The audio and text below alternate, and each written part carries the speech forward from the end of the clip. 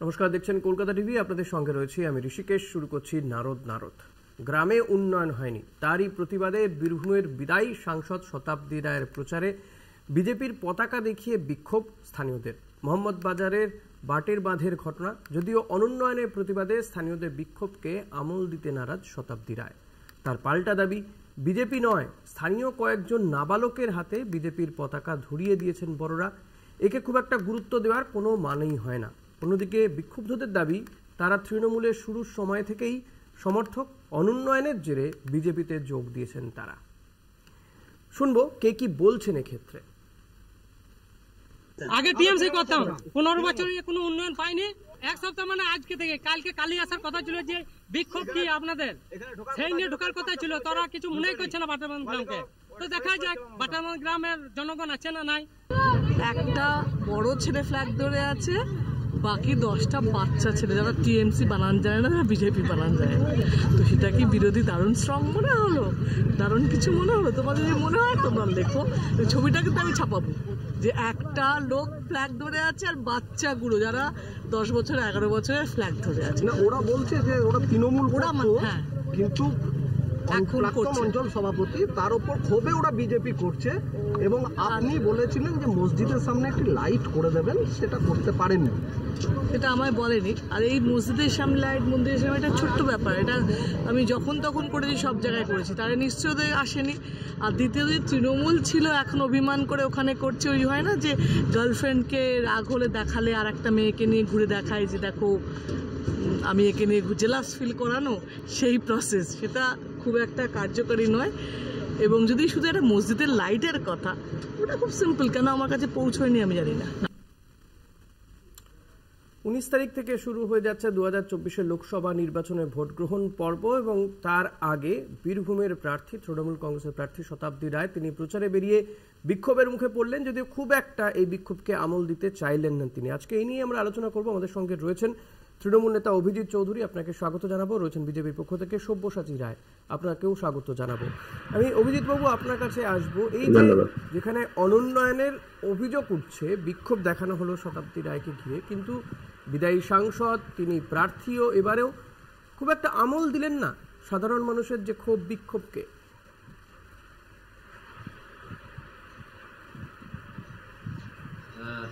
এটা একটা বিজেপির নাটক। এখন বীরভূম জেলায় বিজেপির কোনো সংগঠন নেই। এবার এই সমস্ত যে নাটক এসব করে মিডিয়ার সামনে, এটাই এদের প্রচারের হচ্ছে আসল লক্ষ্য। তো এটা আমল দেওয়ার কিছু নেই। আর অনুন্নয়নের কথা বলছেন, আমি সামান্য কিছু ডাটা দিচ্ছি আপনাকে, যেটা জেলা জুড়ে প্রায় 8,28,000 মা বোনকে লক্ষ্মীর ভান্ডার দেওয়া হয়েছে। 12,73,000 ছাত্রীকে কন্যাশ্রী প্রকল্পের আওতায় আনা হয়েছে। 76,000-এর বেশি অবিবাহিত মেয়েকে রূপশ্রী প্রকল্পের আওতায় আনা হয়েছে। জেলা জুড়ে 3,23,000-এর বেশি মানুষকে বিভিন্ন ধরনের যে পেনশন সেটা দেওয়া হচ্ছে। 38,000 প্রতিবন্ধী মানুষকে মানবিক ভাতা দেওয়া হচ্ছে। 2,000-এর বেশি অঙ্গনারী কেন্দ্র নির্মাণ হয়েছে। সংখ্যালঘু ছাত্রছাত্রীদের জন্য 20 লক্ষ ঐক্যশ্রী সহ গোটা জেলা, বিশেষ করে বীরভূম যেটা মোহাম্মদ বাজার বলা হচ্ছে, সেখানে আপনারা জানেন পাঁচামি কয়লা উত্তোলনের মাধ্যমে, শিল্পের মাধ্যমে বহু কর্মসংস্থান হচ্ছে। এবং এই যে মোহাম্মদ বাজার এলাকায়, এখানে যদি আপনি কোনো সময় আসেন, এখানে রাস্তাঘাটের উন্নয়ন একটা দৃষ্টান্ত স্থাপন করেছে। এবং তার সঙ্গে এইটা হচ্ছে আদিবাসী অধ্যুষিত এলাকা, এসটি এলাকা, সেখানে এসটিদের যে উন্নয়ন, জয় জোহার থেকে শুরু করে যে প্রকল্পগুলো আছে, সেগুলো আপনি দেখতে পাবেন যে প্রায় প্রতিটি বাড়িতে পৌঁছে গেছে। সুতরাং অনুন্নয়ন এই কথাটা এখন চলে না। এখন কথা রইল বিক্ষোভ। এটা একটা বিজেপির চাল। এখন বিজেপির লোকজন নেই, তো 2-1 এরকম নাবালককে 2-1টা পতাকা ধরিয়ে দিয়ে এরকম বিক্ষোভ দিয়ে এরকম একটা মিডিয়ার মাধ্যমে তারা বোঝাতে চাইছে যে বিজেপি নামক দলটা এখনো আপনাদের পুরোপুরি একটা নাটক। এটা তৃণমূলের বক্তব্য। যেমন পাশাপাশি যে ছবি আমরা দেখাচ্ছি, বাচ্চা বাচ্চা ছেলেদের হাতে পতাকা কেন? নির্বাচনের কাজে কোনোভাবেই নাবালকদের ব্যবহার করা যাবে না, কমিশন বলে দিয়েছে, তারপরেও এই ছবি কেন দেখতে হবে? দেখুন, এই ঘটনাটা সাধারণ মানুষের ক্ষোভের বহিঃপ্রকাশ। বাচ্চারা করেছে না বড়রা করেছে সেটা বিষয় না, বিষয় হচ্ছে প্রত্যেকটা বাচ্চা থেকে বড় সবাই জানে বিগত 3 বারের সাংসদ, সম্ভবত বিদায়ী সাংসদ উনি হবেন, উনি যা করেছেন উন্নয়ন, ওই মোহাম্মদ বাজার আপনাদেরকে আসতে বললো, মোহাম্মদ বাজারের রাস্তায় আপনারা মুখ নাক ঢেকে আপনাদেরকে যেতে হবে। রাস্তায় এত পরিমাণ ধুলো, রাস্তা মানে খালে ভর্তি, এবং এই সমস্ত এলাকা থেকে উনি যে আদিবাসী মানে তপশিলি উপজাতিদের যে উন্নয়নের কথা উনি বললেন, ওনাদের তপশিলি জাতিদের জমি কেড়ে নেওয়া হয়, তাদের জমি কেড়ে পাথরের খাদান ওই টুলু মণ্ডল নামক ব্যক্তিরা করে, এবং তার পিছনে তৃণমূলের যে অনুব্রত মণ্ডল এবং তার যে এখন সাগরেদরা আছে, এখন তার যে টিম কাজ করছে, সেই টিম এনাদেরকে সাপোর্ট করে। এখনো সেই একই ব্যাপার, মানে বালি পাথর থেকে শুরু করে সবকিছু এখনো সমানভাবে চালিয়ে যাচ্ছে। আর ওই আদিবাসীরা সেই টিমিরেই পড়ে আছে, তাই তাদের একটা ক্ষোভের বহিঃপ্রকাশ এখানে দেখা গেছে। মানে সেই ক্ষোভের বহিঃপ্রকাশে বাচ্চারাও বিজেপির পতাকা হাতে দাঁড়িয়ে থাকতে পারে, বিক্ষোভ দেখাতে পারে। বাচ্চা বড় বিষয় নয়, বিষয় হচ্ছে মানে বাচ্চারাও জেনে গেছে শতাব্দী রায় কি করেন। উনি ভোটের আগে একবার করে আসেন, একদমই মুখ দেখায়, এবং এর আগে ওনাকে বলতে শোনা গেছে আমাকে দেখতে পাচ্ছ, আর এর থেকে বড় কি চাই, আমি আসছি তোমাদের কাছে ফ্রিতে, আমাকে দেখতে পাচ্ছ। আপনি মনে হয় জাননি, ওই মুখ আমি বলে রাখি এই মোহনবাজার থেকে কিন্তু বীরভূম জেলার সহ সভাধিপতি করা হয়েছে। ওনাদেরকে রিজেক্ট করেছে শতাব্দী রায়কে, আদিবাসী পরিবার থেকে সহ সভাধিপতি করা হয়েছে জেলা বা বীরভূম লোকসভার মানুষ ওনাকে রিজেক্ট করেছে। তাই এই আজকে লোকসভার মানুষ শতাব্দী রায়কে রিজেক্ট করেছে। দিনে দেখুন বিজেপির বক্তব্য প্রচারে গেছেন, প্রতিনিয়ত ওনাকে ওনার বিরুদ্ধে বিক্ষোভ দেখানো হয়েছে। উনি বীরভূম লোকসভা কেন্দ্র নিজেই কোনোদিন যাননি। এখন পাঁচামি যে কয়লা উত্তোলন কেন্দ্র হতে চলেছে, সেখানে প্রচুর মানুষের কর্মসংস্থান হবে।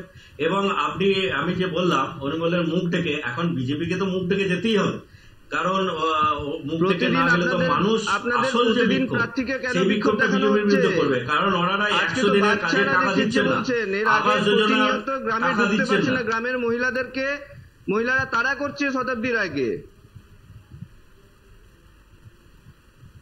গ্রামের মহিলারা দেখুন যে যারা করছে এখন গ্রামে ঢুকতে পারছে না, তারা কিসের বিনিময়ে করছে। মিডিয়াকে বদনাম করা হচ্ছে, মিডিয়াকে বলছে তোমরা এই সমস্ত খবরই প্রচার করো। এর আগেও আপনারা দেখেছেন এইটা দু একটা ঘটনা। বীরভূম লোকসভা কেন্দ্র একটা বিশাল এরিয়া, সবই বিচ্ছিন্ন ঘটনা, এর বাইরে আর কিছু নয়। এরকম ঘটনা তৈরি করে দু একটা না প্রত্যেকদিন আবার আগামী দিনে প্রচারে গেলে আপনার সঙ্গে ডিবেটে বসতে হবে যে আগামী দিনে কেন এরকম করা হচ্ছে।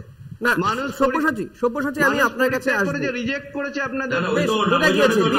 উন্নয়নের বিষয় নিঃসন্দেহে উন্নয়নের নিরিখেই ভোট হওয়া উচিত, এবং সেভাবেই সাধারণ মানুষও সেই বিষয়টাকে মাথায় রেখেই ভোট দিতে যাবেন, এটা হওয়া উচিত। কিন্তু আখেরে লোকসভা নির্বাচনে সেটা হচ্ছে কিনা সেটা নিয়ে নানান মত রয়েছে। সব্যসাচী আমি আপনার কাছে যে বিষয়টা জানতে চাইবো, আপনি একটা কথা বললেন যে এখনো বালি পাচার পাথর পাচার এসব চলছে, তাহলে অনুব্রত মণ্ডলকে যে তাকে গ্রেপ্তার করা হয়েছে, তিহার জেলে রয়েছে, এতে আপনাদের কতটা সুবিধে হবে? বীরভূম এবং এই বোলপুর দুটো যে লোকসভা কেন্দ্র রয়েছে,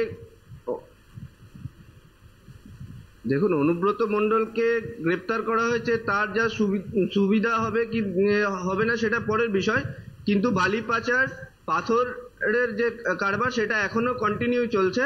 এবং মানুষ সবসময় দেখবেন একটা মজবুত গণতন্ত্রের পক্ষে মতদান করে, যেমন ভারতবর্ষের ক্ষমতায় তেমনি আমাদের বীরভূম লোকসভা কেন্দ্রের প্রার্থী মাননীয় দেবাশিস ধর, উনি একজন প্রাক্তন IPS।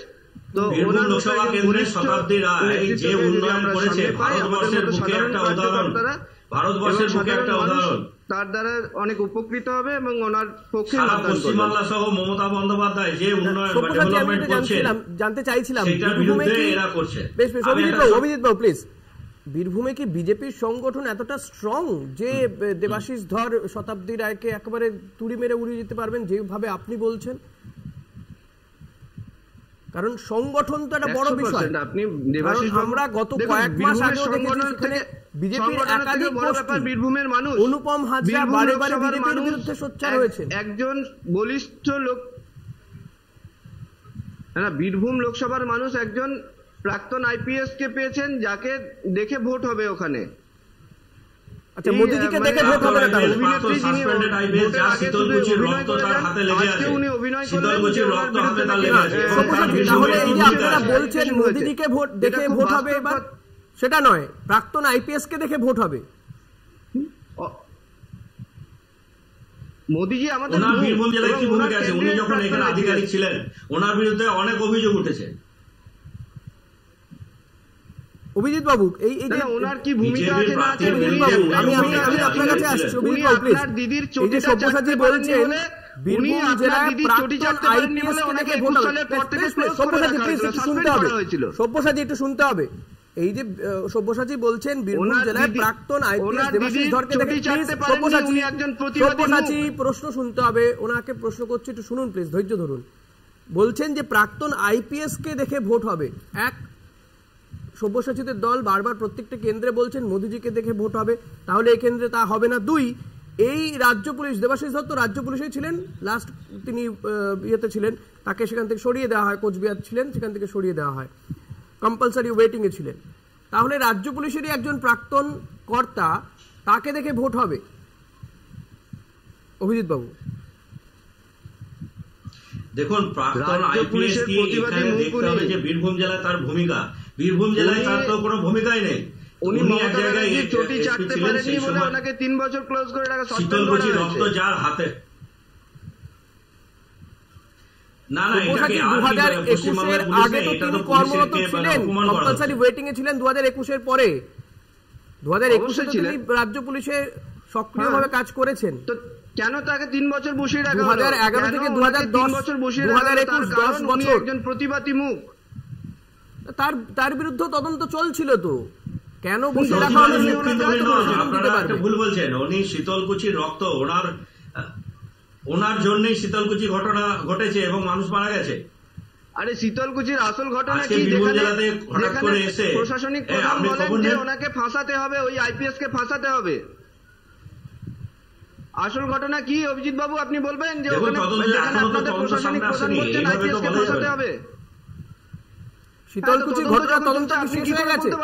সব্যসাচী, শীতলকুচি ঘটনা কি তদন্ত হয়ে গিয়েছে? এটা বিজেপির কথা, এটা বিজেপির কথা, মানুষের কথা বা তদন্তের কথা। আমাদের দলে আমাদেরকে বলতে দিতে হবে, আমাদের দলে যেমন প্রাক্তন আইপিএস দেবাশিস বাবু আছেন,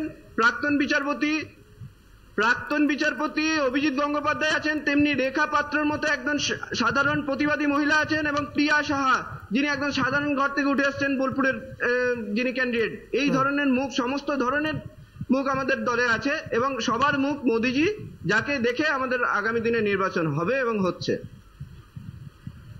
অভিজিৎ বাবু, এই জায়গাতে যে শতাব্দী রায়ের বিরুদ্ধে দেবাশিস ধর, কতটা শতাব্দী রায়ের কি অ্যাডভান্টেজ নাকি দেবাশিস ধরকে দেখে আপনারাও একটু কোথাও ভয় পাচ্ছেন? অবশ্যই শতাব্দী রায় কাজ করেছেন। শতাব্দী রায় 2009 সাল থেকে বীরভূম জেলাতে প্রতিটা গ্রামে, প্রতিটা ওয়ার্ডে, প্রতিটা মানুষের কাছে পৌঁছেছেন এবং মানুষের দুঃখ দুর্দশা এবং মানুষের যে কষ্ট সেগুলোকে তিনি নিজের করে নিয়ে সেগুলোকে সমাধান করেছেন। দাদা আপনারা ভয় পাচ্ছেন বলে ওনার দেওয়াল 200 টাকা দিয়ে এসব করিয়ে দিয়ে ভোট করা যায় না। সব্যসাচী, ভোটটা একটা সংগঠনের উপরে হয় দিনের শেষে, 200 টাকা দিয়ে এটা ভোট করা যায় না। যার সংগঠন যেখানে মজবুত তার প্রার্থীর জয়ের সম্ভাবনা অনেক বেশি থাকে। এই বীরভূম বোলপুর আসন দীর্ঘদিন ধরে সংগঠন যথেষ্ট মজবুত, কিন্তু আপনাদের বিরুদ্ধে একাধিক গোষ্ঠী কোন্দলের অভিযোগ রয়েছে। তৃণমূল কংগ্রেসের যে সংগঠন আছে তার উপর দাঁড়িয়ে অবশ্যই জিতবেন। কোথায় গোষ্ঠী? সব্যসাচী বিজেপিরই একটা অংশের মত রয়েছে, দুধকুমার মণ্ডলকে প্রার্থী করলে ভালো হতো, খুঁজে পাওয়া যায় না। দুধকুমার মণ্ডলকে প্রার্থী করলে ভালো হতো, বিজেপিরই একটা অংশ। ভালো হতো কি খারাপ হতো?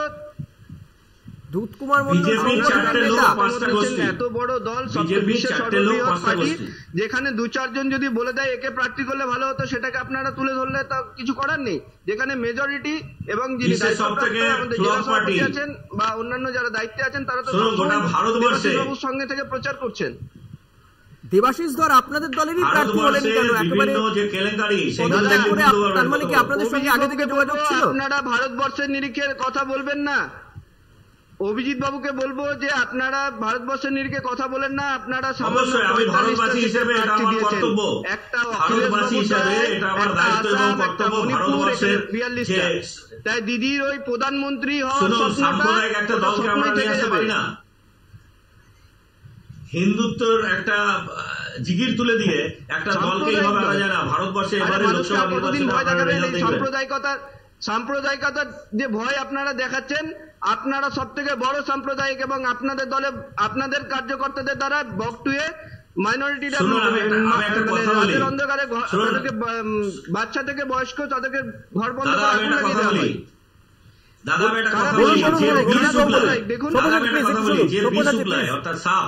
সেই বিষ যে উগলায় তাকে দেখবেন মানুষ লাঠি নিয়ে তেড়ে যায়, আর সেই বিষ মানে আপনাদের এই যে প্রচার বা এই যে এইগুলো, আর সেই বিষ যে পান করে সে হচ্ছে নীলকণ্ঠ মহাদেব।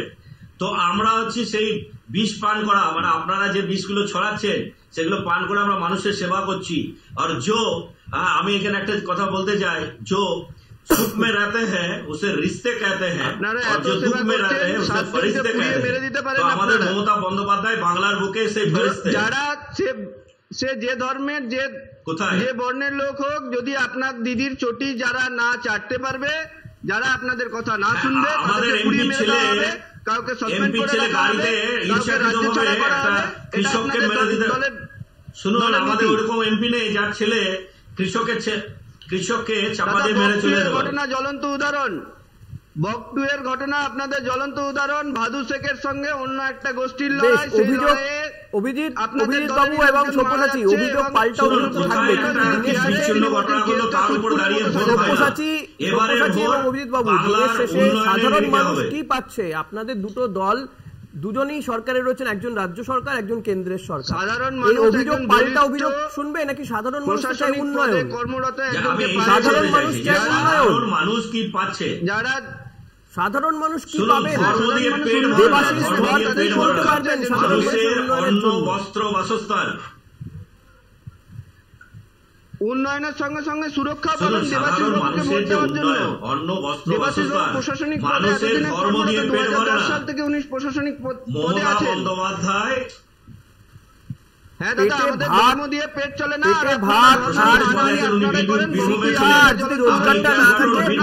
সুরক্ষা কোন সুরক্ষা দেবেন? কোন সুরক্ষা দেবেন?